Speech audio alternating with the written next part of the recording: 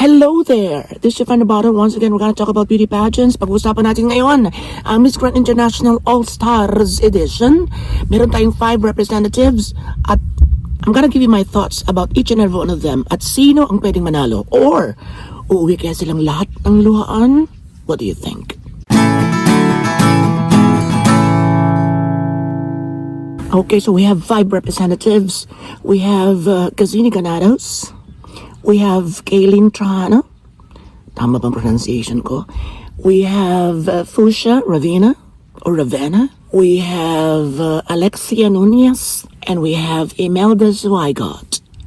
Now, labo-labo na to. Matirang matibay.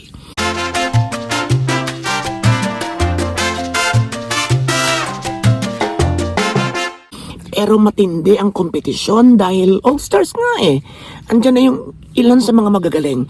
To be honest, I'd rather see all-stars edition candidates from Miss Grand International itself.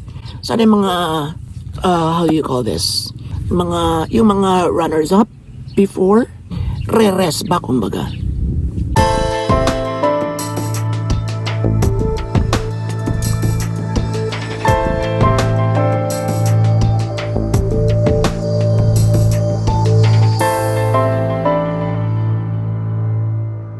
Sana pinag-isipin nila ng bongga at mas nakarami pa sila, mas dumami pang kanilang shows na ang katumbas naman, mas maraming pera. Because ang dami ng, let's admit it, ang dami ng sumusuporta, ang dami ng viewers, ang lakas ng engagement ng Miss Grand International. And just imagine, 2 or 3 years ago, ang contest na ito ay tinatawanan. Hanggang ngayon naman may mga ilan pa rin. Pero unlike before na talaga namang chipangga ang dating sa lahat, it transformed into one of the biggest pageants when it comes to production quality and quality of candidates sa mga nakalipas na panahon. And maybe it is now, if not maybe it's one of the most profitable pageants in the world right now. At yung mga turn-offs nila dati, yung mga nega traits, like mga selling here and there, mga live selling, mga promotional gimmicks, is kinukuha na rin ng iba. Diba? Tinatawan-tawaran ng mga live selling nila. Look at Miss Universe Philippines. Bentahan na rin ng peg. Kung di bang ganun kalaking scope, at meron ng ganun. Diba? So, chipangga kung chipangga ang tingin ng iba, but this is basically one of the biggest pageants, not just in the world, but in the whole universe. Sorry, Miss Universe.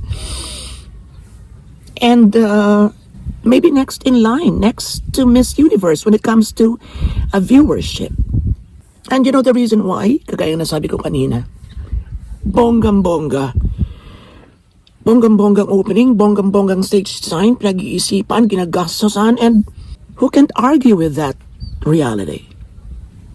So, yun, sama-sama natin ipagbunyi Miss Grand International All-Stars Pageant or All-Stars Edition and wish for the best na sana manalo ang kahit isa sa ating mga representatives. And, if you may ask me, this is how I would rank our 5 girls.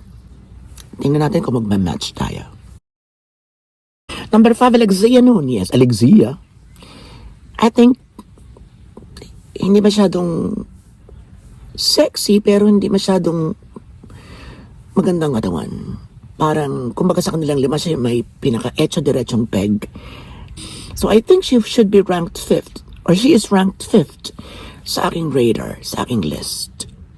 Parang, wala siyang masyadong kinang. Number 4, si Kaylin Trajano. At first, I questioned her inclusion. And then I searched about her. And yun nga, siya pala yung Arabia's representative. Siguro parang ano yan. Kung sa Miss Universe, edi parang Miss Universe Latina. Mga ganung peg.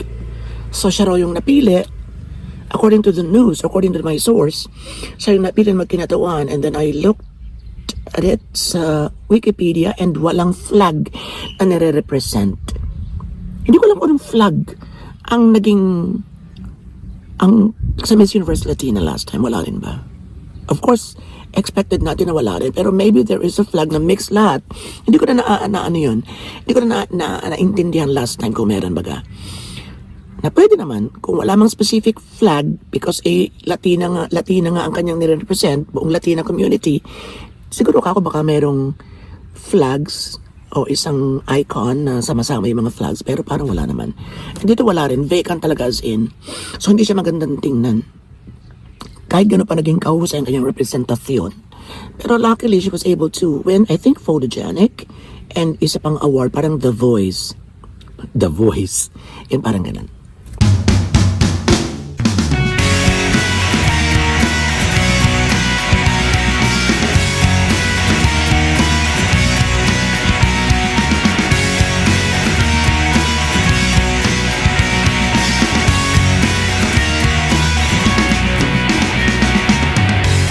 I think sa mga nakikita ko, siya yung parang may malaking panggastos o malaking sponsorship dahil talagang bonggang-bonggang kanyang mga peg, ang kanyang mga ariba.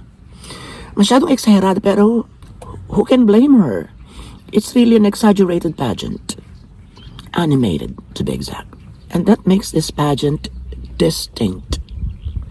Yung kanyang laban na laban and pageant na pageant, baklaan baklaan, and pasarelahan kung pasarelahan ng peg.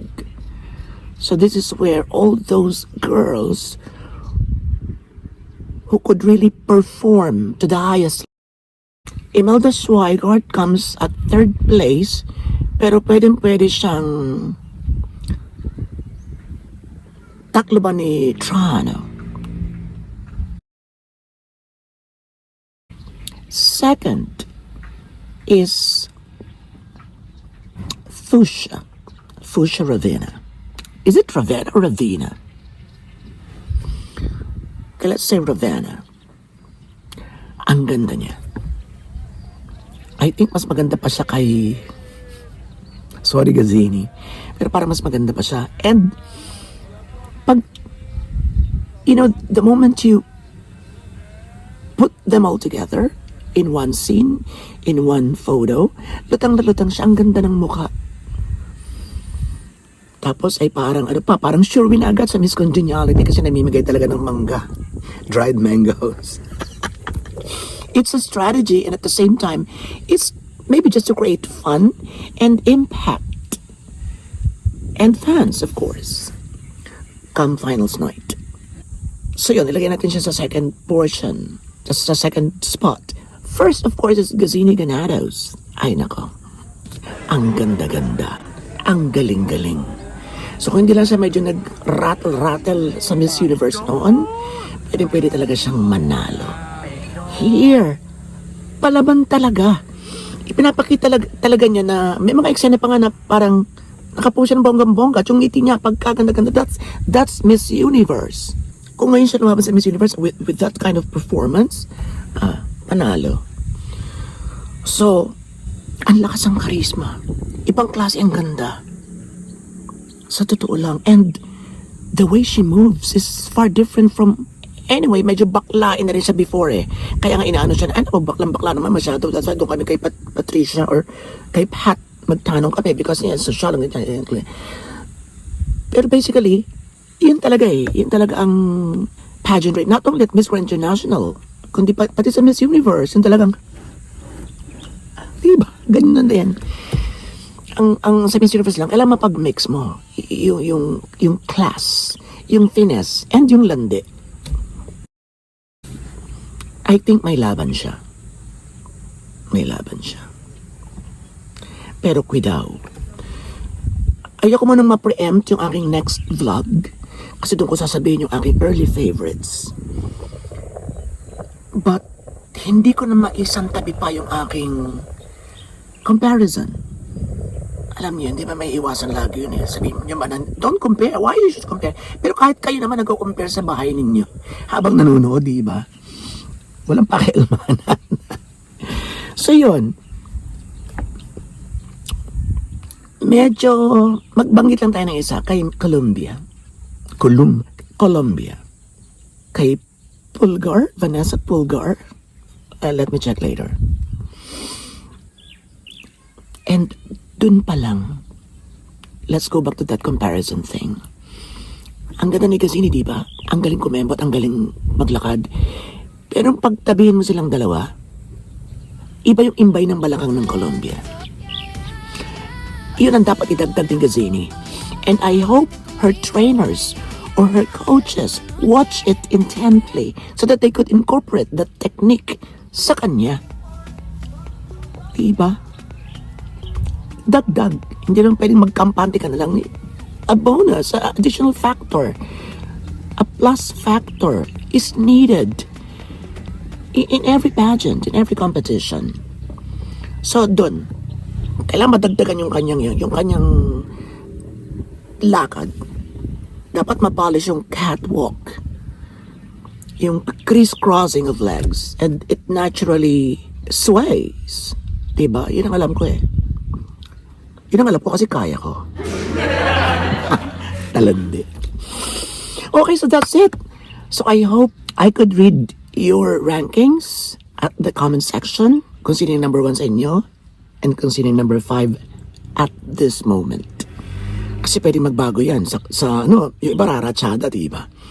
So tingnan natin kung raratsada si actually ratsadang na si Trajano, but basically yun nga, mukhang medyo dihado siya pag ikukumpara natin sa kay Gazini at saka kay Fuchsia.